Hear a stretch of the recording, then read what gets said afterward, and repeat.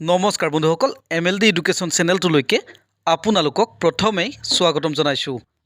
বন্ধুসকল আজিৰ ভিডিঅ'টোত আমি অসমীয়া সাহিত্যৰ ভঁৰাল চহকী কৰি থৈ যোৱা তিনিজন বিশেষ ব্যক্তি মাধৱদেৱ, চন্দ্ৰকুমাৰ আগৰৱালা আৰু শংকৰদেৱৰ ওপৰত এক ধাৰাবাহিক আলোচনা কৰিম, য'ত আহি থকা 3rd grade 4th grade Assam police তথা অসমৰ যিকোনো প্ৰতিযোগিতামূলক এক্সামসমূহত ইয়াৰ ওপৰত প্ৰশ্ন অহাটো একেবাৰে খাটাং বা নিশ্চিত। বলক তেন্তে বন্ধুসকল দেৰি নকৰি প্ৰশ্ন উত্তৰবোৰ আমি এতিয়া আলোচনা কৰাৰ দিশে আগবাঢ়োঁ। আজিৰ প্ৰথমটো প্ৰশ্ন, হেজাৰী ঘোষা বুলি মাধৱদেৱৰ কোনখন গ্ৰন্থক কোৱা হয়?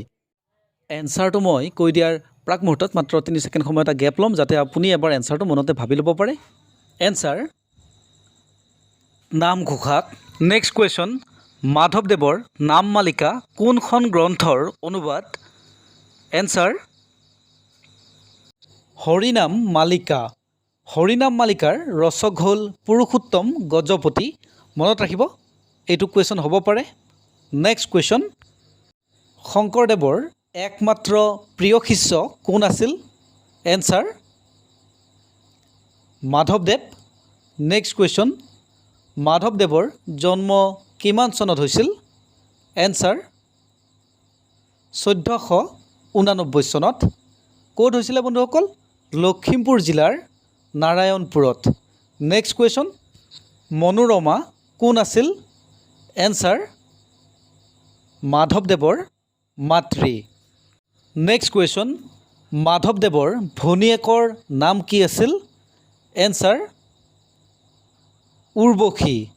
বন্ধুসকল মই ব্ৰেকেটত দি দিছোঁ, মাধৱদেৱৰ ভনী জোৱায়েকৰ নাম আছিল ৰামদাস। আমি কথাবোৰ ডিটেইলছ ক্লিয়াৰকৈ জানিলে বেছি ভাল। নেক্সট কুৱেশ্যন, বৰপেটা সত্ৰ কোনে স্থাপন কৰিছিল? এনচাৰ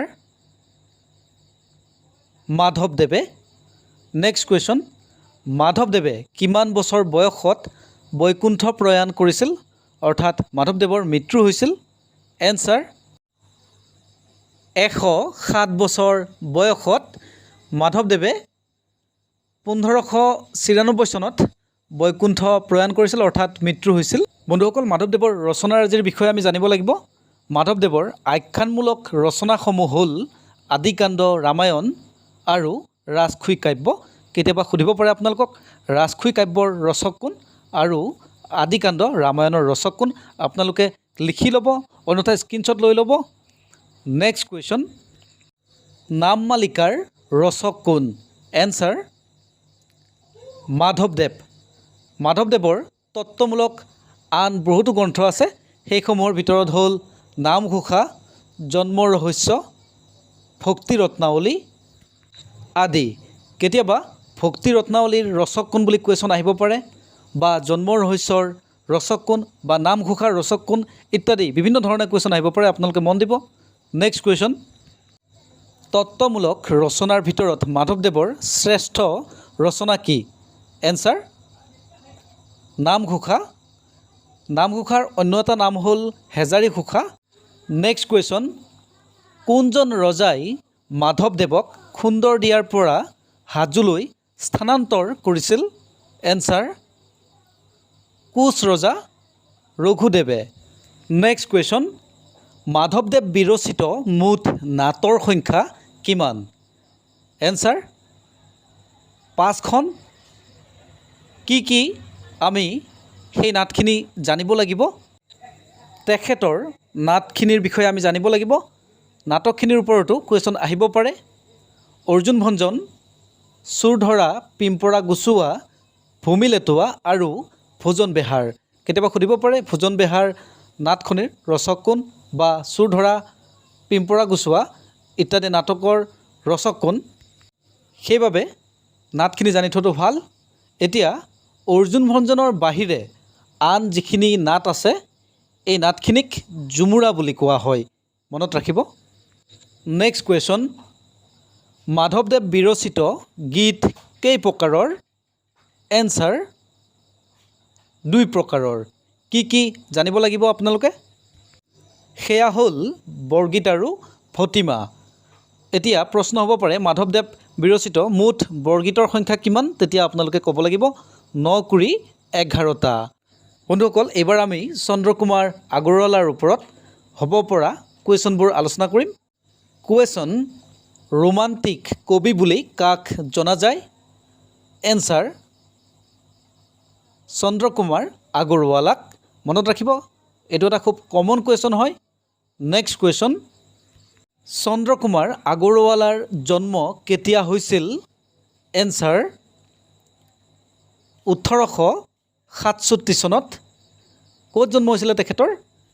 তেজপুৰ মহকুমাৰ কলংপুৰ মৌজাৰ ব্ৰহ্মজানত। তেখেতৰ পিতৃৰ নাম আছিলে হৰিবিলাস আগৰৱালা। নেক্সট কুৱেশ্যন: জোনাকী কাকতৰ প্ৰথম সম্পাদক কোন আছিল? এনচাৰ: চন্দ্ৰকুমাৰ আগৰৱালা। মনত ৰাখিব। আৰু জোনাকী কাকতখন কেতিয়া প্ৰতিষ্ঠা হৈছিলে বা কেতিয়া সম্পাদনা কৰিছিল বুলি যদি কুৱেশ্যন আহে, তেতিয়া আপোনালোকে লিখিব লাগিব 1889 চনত। চন্দ্ৰকুমাৰ আগৰৱালাৰ অন্যান্য ৰচনাসমূহৰ বিষয়ে আপোনালোকে জানিব লাগিব। তেখেতে জোনাকী কাকতৰ উপৰিও আৰু দুখন কাকত সম্পাদনা কৰিছিল। সেয়া হ'ল সাদিনীয়া অসমীয়া আৰু তিনিদিনীয়া অসমীয়া কাকত। মনত ৰাখিব বন্ধুসকল। নেক্সট কুৱেশ্যন: প্ৰথম অসমীয়া ৰোমান্টিক কবিতাটো কি? এনচাৰ: বনকুঁৱৰী। নেক্সট কুৱেশ্যন: প্ৰতিমাৰ খনিকৰ বুলি কাক কোৱা হয়? এনচাৰ: চন্দ্ৰকুমাৰ আগৰৱালাক। চন্দ্ৰকুমাৰ আগৰৱালাক প্ৰতিমাৰ খনিকৰ বুলি কৈছিলে লক্ষ্মীনাথ বেজবৰুৱাই। প্ৰতিমাখন সৰু কিন্তু নিভাঁজ সোণৰ, এই কথাষাৰ কৈছিলে। মনত ৰাখিব, কুৱেশ্যন হ'ব পাৰে। নেক্সট কুৱেশ্যন: বিন বৰাগী কবিতা পুথিৰ ৰচক কোন? এনচাৰ: চন্দ্ৰকুমাৰ আগৰৱালা। চন্দ্ৰকুমাৰ আগৰৱালাৰ এইখন দ্বিতীয় কবিতা পুথি। আৰু প্ৰথম কবিতা পুথিখন কি হ'ব? প্ৰতিমা। প্ৰতিমাখন হ'ল চন্দ্ৰকুমাৰ আগৰৱালাৰ প্ৰথম কবিতা পুথি। নেক্সট কুৱেশ্যন: লক্ষ্মীনাথ বেজবৰুৱা হেমচন্দ্ৰ গোস্বামীৰ লগতে আৰু কোনজন ব্যক্তিক একেলগে জোনাকী যুগৰ ত্ৰিমূৰ্তি বুলি কোৱা হয়? এনচাৰ: চন্দ্ৰকুমাৰ আগৰৱালা। চন্দ্ৰকুমাৰ আগৰৱালা, লক্ষ্মীনাথ বেজবৰুৱা আৰু হেমচন্দ্ৰ গোস্বামীক একেলগে জোনাকী যুগৰ ত্ৰিমূৰ্তি বুলি কোৱা হয়। মনত ৰাখিব। এইবাৰ আমি শংকৰদেৱৰ ওপৰত কুৱেশ্যন এনচাৰ ডিছকাছ কৰিম। আপোনালোকে স্কিপ নকৰাকৈ চাই থাকিব। কুৱেশ্যন: শংকৰদেৱৰ জন্ম ক'ত হৈছিল? এনচাৰ: নগাঁৱৰ বৰদোৱাত। কেতিয়া হৈছিল? 1449 চনত। আৰু শংকৰদেৱে শিক্ষা গ্ৰহণ কৰিছিল মহেন্দ্ৰ কন্দলীৰ টোলত। মই বেকেটত লিখি থৈছোঁ, আপোনালোকে চাই ল'ব। নেক্সট কুৱেশ্যন: শংকৰদেৱে কোনখন নাটৰ যোগেদি সকলো ধৰ্মৰ লোকক ভক্তি ধৰ্মলৈ আকৃষ্ট কৰিবলৈ সক্ষম হৈছিল? এনচাৰ: চিহ্নযাত্ৰা। গতিকে চিহ্নযাত্ৰাৰ ৰচক কোন বুলি কেতিয়াবা আহিব পাৰে, তেতিয়া আপোনালোকে শংকৰদেৱ বুলি লিখিব লাগিব। নেক্সট কুৱেশ্যন: শংকৰদেৱ আৰু মাধৱদেৱৰ মিলন ক'ত হৈছিল? এনচাৰ: বেলগুৰিত।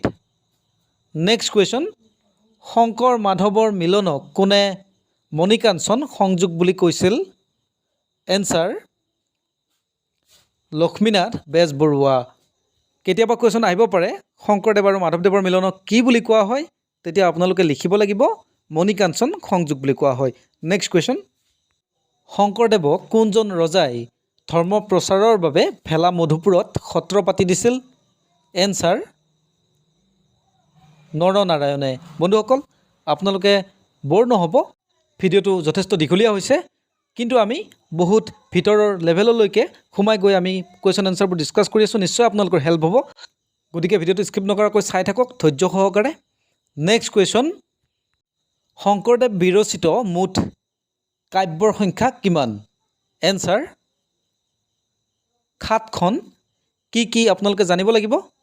সেয়া হ'ল হৰিচন্দ্ৰ উপাখ্যান, ৰুক্মিণী হৰণ, অজামিল উপাখ্যান, গ্ৰাহ গজেন্দ্ৰ যুদ্ধ, নেক্সট অমৃত মন্থন, বলিচলন আৰু কুৰুক্ষেত্ৰ। কেতিয়াবা সুধিব পাৰে আপোনালোকক পাৰ্টকৈ ইয়াৰ ওপৰত কুৱেশ্যন আহিব পাৰে। কুৰুক্ষেত্ৰৰ ৰচক কোন? বা অজামিল উপাখ্যানৰ ৰচক কোন গতিকে গোটেইকেইখন আপোনালোকে জানি থ'ব প্ৰয়োজন হ'লে আপোনালোকে লিখি ৰাখিব নেক্সট কুৱেশ্যন শংকৰদেৱে ৰামায়ণৰ কোনটো কাণ্ড অনুবাদ কৰিছিল এনসাৰ উত্তৰাকাণ্ড নেক্সট কুৱেশ্যন ভক্তি ৰত্নাকৰৰ ৰচক কোন এনসাৰ শংকৰদেৱৰ আন ভক্তিতত্ত্বমূলক ৰচনাসমূহ হ'ল অনাদিপতন নিমি নৱসিদ্ধ সংবাদ ভক্তি প্ৰদীপ আটাইকেইখনৰ নামটো আপোনালোকে মনত ৰাখিব বন্ধুসকল শংকৰদেৱৰ ওপৰত আৰু মাধৱদেৱৰ ওপৰত আমি এক্সট্ৰাকৈ ভিডিঅ' বনাই থৈছোঁ আমাৰ ভিডিঅ'সমূহ আপোনালোকে চেক কৰিলে পাব আৰু শংকৰদেৱৰ ওপৰত আৰু অধিক জ্ঞান লাভ কৰিবলৈ আপোনালোকে এবাৰ ভিডিঅ'টো চাব মাধৱদেৱৰ ওপৰতো ভিডিঅ' পাব আৰু আজিৰ ভিডিঅ'টো বিশেষ দীঘলীয়া নকৰি শেষত আপোনালোকৰ বাবে এটা কুৱেশ্যন ৰাখিছোঁ সেই কুৱেশ্যনটোৰ এনসাৰ আপোনালোকে কমেণ্ট কৰি জনাব কুৱেশ্যনটো আপোনালোকক কৈ দিয়াৰ প্ৰাক মুহূৰ্তত আপোনালোকক এটা টানেই অনুৰোধ আপোনালোকে যেন এটা ছাবস্ক্ৰাইব কৰি ৰাখে কিয়নো আপোনালোকে হ'ল আমাৰ আশা ভৰসা বা আপোনালোকক উদ্দেশ্যে যিহেতু আমি ভিডিঅ' বনাওঁ গতিকে আপোনালোকৰ এটা ছাবস্ক্ৰাইব পালে নিশ্চয় আমি নথৈ আনন্দিত হওঁ লগতে ছাবস্ক্ৰাইবটোৰ জৰিয়তে আপুনিও আমি আগবঢ়োৱা নতুন নতুন ভিডিঅ'সমূহ পাই থাকিব আৰু ইয়ে আপোনাক নিশ্চয় এদিন নহয় এদিন উপকাৰ কৰিব আৰু ইয়াৰ জৰিয়তে আপোনাৰ যি আশা আকাংক্ষা বা উদ্দেশ্য সেয়াও এদিন নহয় এদিন নিশ্চয় সফল হ'ব বন্ধুসকল এতিয়া আপোনালোকৰ বাবে আগবঢ়োৱা প্ৰশ্নটো হ'ল শংকৰদেৱৰ প্ৰথম ৰচনা কি এই প্ৰশ্নটোৰ উত্তৰ আপোনালোকে আমাক কমেণ্টত জনাব বন্ধুসকল ইমান সময়লৈকে ভিডিঅ'টো চাই থকাৰ বাবে ধন্যবাদ যদি ভিডিঅ'টো ভাল লাগিলে এটা লাইক কৰিব কমেণ্ট কৰিব নিশ্চয় লগ হ'ম অন্য এটা ভিডিঅ'ত আজিলৈ বাই